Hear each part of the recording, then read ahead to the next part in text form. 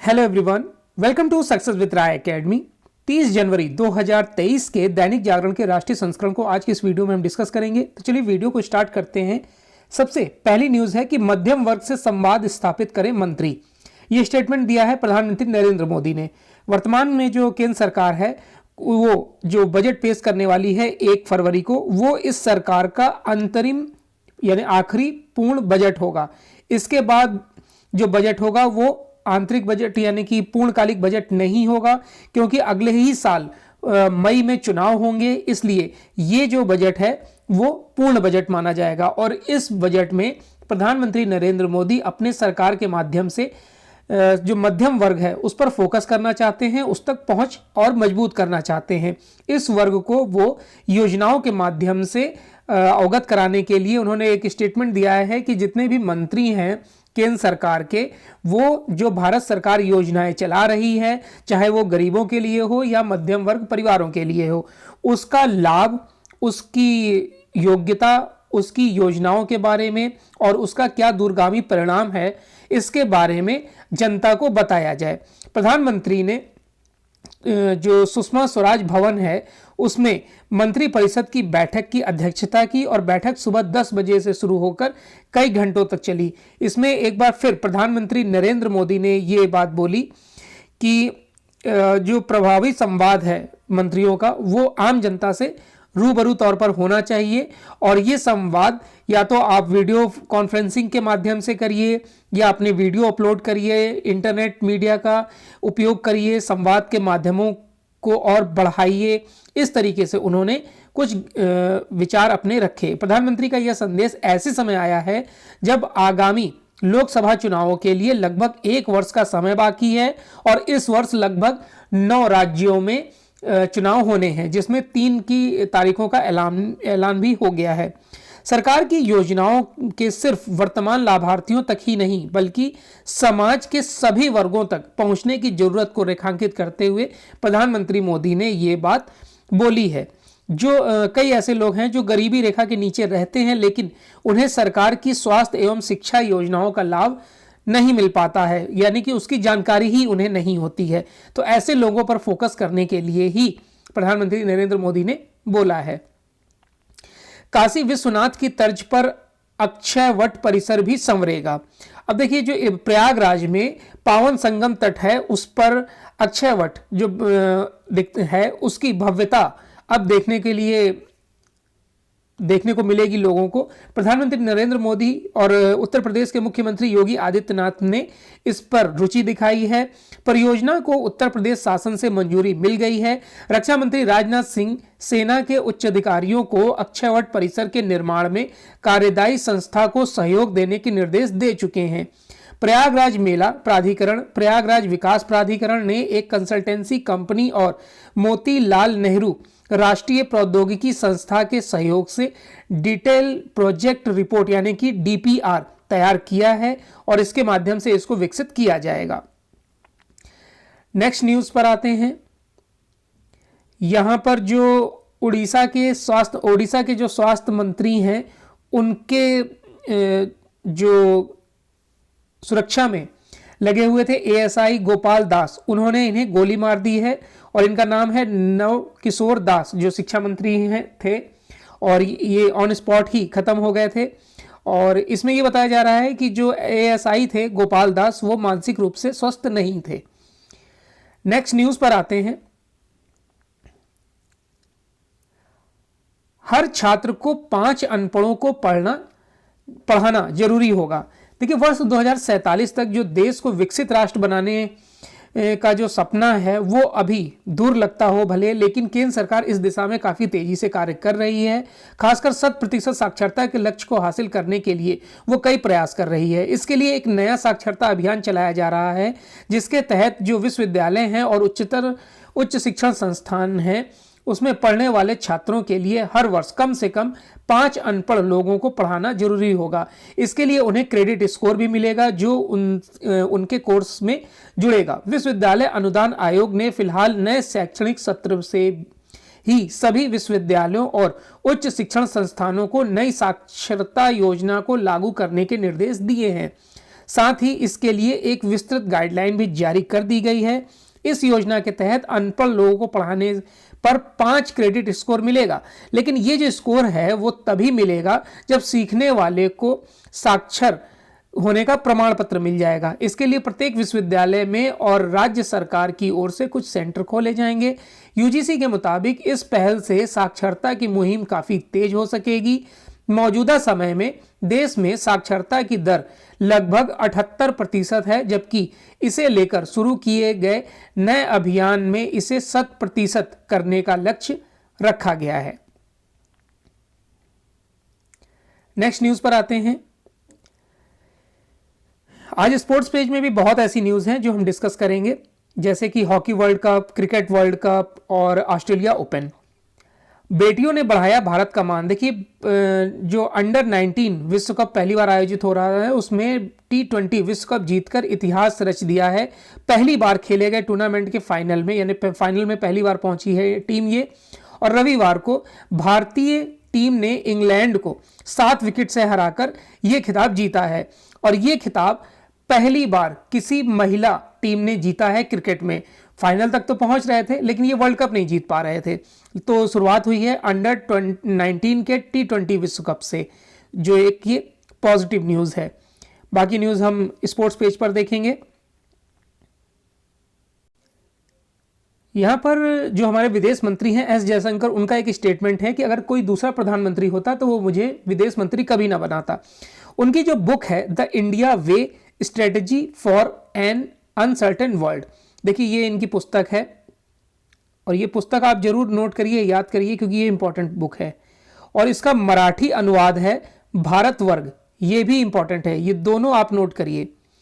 इसमें इन्होंने बताया कि जो मेरा ड्रीम था, मेरी महत्वाकांक्षा थी, वो विदेश सचिव बनने तक की थी और मैं विदेश सचिव बना भी।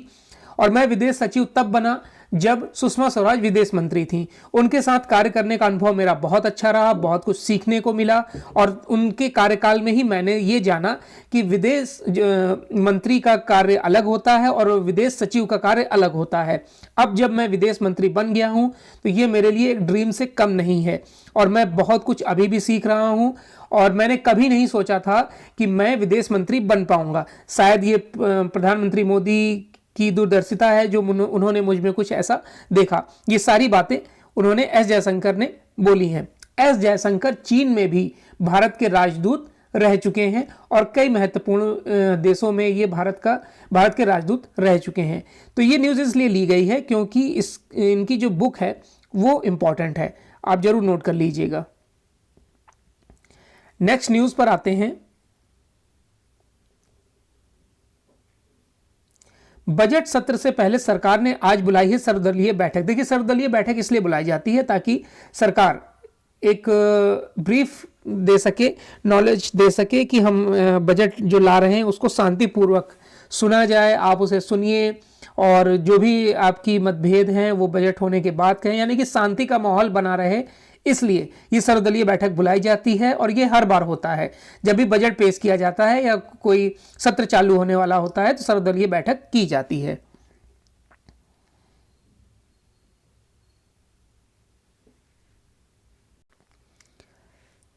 नेक्स्ट न्यूज़ है कि उच्च शिक्षा को लेकर बढ़ा है रुझान, छात्रों की संख्या 4 करोड़ के पार हो गई है। और ये एक रिपोर्ट है और रिपोर्ट का नाम है all India survey on higher education 2020-21 की रिपोर्ट में ये बातें सामने आई हैं, जिसमें देश के उच्च शिक्षा को लेकर छात्रों का जो रुझान है वो काफ़ी तेज़ी से बढ़ा हुआ है। अगर हम बात करें 2014-15 के नामांकन कराने वाले छात्रों की संख्या करीब 3.42 करोड़ थी, जो अब बढ़कर यानी कि 2020-21 में 4.14 करोड़ से अधिक हो गई है। 2020-21 की रिपोर्ट के मुताबिक छात्रों की संख्या में 72 लाख की बढ़ोतरी हुई है। इसके साथ उच्च शिक्षा का सकल नामांकन अनुपात 2011 की जनगणना के आधार पर भी बढ़ गया है, 27.3% हो गया है। तो इतना बहुत है जानने के लिए। इसमें और आंकड़े तो बहुत दिए हैं लेकिन वो इंपॉर्टेंट नहीं है। नेक्स्ट न्यूज़ है बिजनेस पेज से, जिसमें पहली न्यूज़ हम ले रहे हैं कि 70 से ज़्यादा भारतीय स्टार्टअप से अब तक 21,000 कर्मचारियों की छटनी हो गई है। देखिए बीते 3-4 महीनों में वैश्विक स्तर पर जो मंदी देखने का दौर है उसमें भारत जो छटनी भी देखने को मिल रही है उसमें भारतीय स्टार्टअप्स भी पीछे नहीं है। इस दौर में 70 से ज़्यादा भारतीय स्टार्टअप 21,000 से ज़्यादा कर्मचारियों की छटनी कर चुके हैं। फंडिंग में कमी के चलते इस संख्या में अभी और वृद्धि होने वाली है। छटनी करने वाले प्रमुख जो कंपनियां हैं उनके नाम जान लीजिए, जिसमें कि बायजूस, ओला, MPL, innovation, Unacademy, Vedantu, course 24, OYO, Meesho, उड़ान, शेयर चैट, इस तरीके की कंपनियां हैं। यानी कि जो एकेडमिक हैं उन्होंने ज़्यादा छटनी करी है और 16 एडटेक स्टार्टअप अब तक इसमें 8,000 से ज़्यादा कर्मचारियों की छटनी कर चुके हैं। आगे भी इसमें उम्मीद जताई जा रही है कि ये छटनी का जो दौर है वो चलता रहेगा। चलिए नेक्स्ट न्यूज़ है कि निजीकरण पर नरम रहेगा सरकारी रुख। देखिए निजीकरण को लेकर एक बार फिर केंद्रीय बजट में कोई बड़ी घोषणा नहीं होने वाली है, क्योंकि इस साल 9 राज्यों में चुनाव है और अगले साल लोकसभा चुनाव है, तो सरकार कोई भी रिस्क लेने को तैयार नहीं है। वैसे भी मोदी सरकार के कार्यकाल का प्रदर्शन निजीकरण के मोर्चे पर बहुत खास नहीं रहा है। इसकी एक वजह जो है वो कोरोना महामारी और वैश्विक माहौल है। इसके लिए 2019-20 के बाद से विनिवेश का जो भी लक्ष्य रखा गया था वह हासिल नहीं हो सका है। चालू वित्त वर्ष के दौरान सरकारी कंपनियों को बेचकर 65,000 करोड़ रुपए जुटाने का जो लक्ष्य रखा गया था, अभी तक उसमें सिर्फ 31,000 करोड़ रुपए ही लक्ष्य को हासिल किया जा सका है। अब इसमें विनिवेश और निजीकरण को लेकर सरकार की रफ्तार धीमी होने के पीछे वही वजह जो मैंने बताई आपको, चुनाव वाली। और इसके बाद कांग्रेस इन चुनाव में पुरानी पेंशन लागू करने और निजीकरण का विरोध एक बड़ा मुद्दा बना सकती है, जिसको भाजपा भी बहुत ध्यान से देख रही है। चलिए नेक्स्ट न्यूज़ पर आते हैं कि ONGC का सागर सम्राट देश को समर्पित। देखिए पेट्रोलियम व जो प्राकृतिक गैस मंत्री हैं हरदीप सिंह पुरी ने सरकारी तेल कंपनी ONGC की मोबाइल ऑफशोर प्रोडक्शन यूनिट सागर सम्राट देश को समर्पित किया है। इसमें रोजाना 20,000 बैरल तक कच्चा तेल निकाला जा सकता है। यह देश की पहली ऐसी यूनिट है जो जरूरत के हिसाब से दूसरे तेल क्षेत्र में इस्तेमाल की जा सकती है। इस अवसर पर पेट्रोलियम सचिव पंकज जैन और ONGC के CMD अरुण कुमार सिंह भी उपस्थित थे। अब आते हैं हम इंटरनेशनल पेज पर, तो इसमें हम पहली न्यूज़ ले रहे हैं कि ब्रिटिश प्रधानमंत्री ऋषि सुनक ने टैक्स हेराफेरी के आरोप में पार्टी अध्यक्ष को किया बर्खास्त। तो ब्रिटेन के जो प्रधानमंत्री हैं ऋषि सुनक ने मंत्रियों के लिए बनी आचार संहिता के गंभीर उल्लंघन को लेकर अपनी सत्तारूढ़ कंजर्वेटिव पार्टी के अध्यक्ष नदीम जहावी को रविवार को बर्खास्त कर दिया। जहावी पर आरोप था कि उन्होंने देश के वित्त मंत्री पद रहते हुए करोड़ों डॉलर के टैक्स की हेराफेरी की थी। जहावी को बर्खास्त करने की जो विपक्ष की बढ़ती मांगों के बीच ऋषि सुनक ने यह कदम उठाया है। नेक्स्ट है कि भारत सुरक्षा परिषद में स्थायी सदस्य बनने का हकदार। संयुक्त राष्ट्र महासभा अध्यक्ष साबा कोरोसी ने भारत यात्रा से पहले संयुक्त राष्ट्र सुरक्षा परिषद की आलोचना की है और उन्होंने कहा कि परिषद आज की वास्तविकता को प्रतिबिंबित नहीं करती है, यह पंगु हो गई है। सुरक्षा परिषद में सुधार के प्रयासों में भारत सबसे आगे रहा है। यह स्थायी सदस्य के रूप में जगह पाने का हकदार है। वह रविवार से भारत के 3 दिवसीय यात्रा पर आने वाले हैं। चलिए अब आते हैं हम स्पोर्ट्स पेज पर। पहली न्यूज़ जो आपको बताया कि भारतीय महिला अंडर 19 क्रिकेट टीम ने इंग्लैंड को हराकर T20 विश्व कप अंडर 19 महिला T20 विश्व कप जीत लिया है और यह भारत का पहला खिताब है। दूसरी न्यूज़ है बेल्जियम को हराकर जर्मनी बन गया है चैंपियन हॉकी का। देखिए हॉकी विश्व कप जो हो रहा था उड़ीसा में, उसमें अंतिम क्षणों में जर्मनी ने एक बार फिर बाजी मार ली। कलिंग स्टेडियम में खेले गए फाइनल मुकाबले में इस यूरोपियन टीम ने बेल्जियम को सडन डेथ में मात देकर ट्रॉफी अपने नाम की। इस हार के साथ ही 2018 विश्व कप का चैंपियन बेल्जियम का लगातार दूसरी बार ट्रॉफी जीतने का सपना भी टूट गया। जर्मनी इसके साथ नीदरलैंड, ऑस्ट्रेलिया व पाकिस्तान के साथ 3 बार विश्व कप जीतने वाले क्लब में शामिल हो गया है, यानी पाकिस्तान भी 3 बार जीत चुका है। मैच के अंतिम मिनट तक रोमांच बरकरार रहा। इंपॉर्टेंट ये है कि जीता कौन। जीता है जर्मनी बेल्जियम को हराकर, और तीसरे स्थान पर नीदरलैंड जिसने कांस्य पदक जीता है, और ऑस्ट्रेलिया को हराया है नीदरलैंड ने। अब आते हैं ऑस्ट्रेलिया ओपन पर। सर्बिया के नोवाक जोकोविच ने सिंगल्स ट्रॉफी जीत ली है और फाइनल में उन्होंने स्टेफनोस को हराया है। सर्बिया के नोवाक जोकोविच ने आशा के अनुरूप प्रदर्शन करते हुए रविवार को खेले गए फाइनल मुकाबले में ग्रीस के स्टेफनोस सिपास को 6-3, 7-6, 6 और 7-6 से हराकर वर्ष के पहले ग्रैंड स्लैम ऑस्ट्रेलिया ओपन का पुरुष सिंगल्स वर्ग का खिताब जीत लिया है। यह इंपॉर्टेंट है। तो ये आज का यानी 30 जनवरी 2023 का दैनिक जागरण का राष्ट्रीय संस्करण था। आई होप आपको वीडियो अच्छा लगा होगा। अगर वीडियो अच्छा लगा हो तो लाइक और शेयर कर दीजिएगा। वीडियो देखने के लिए धन्यवाद।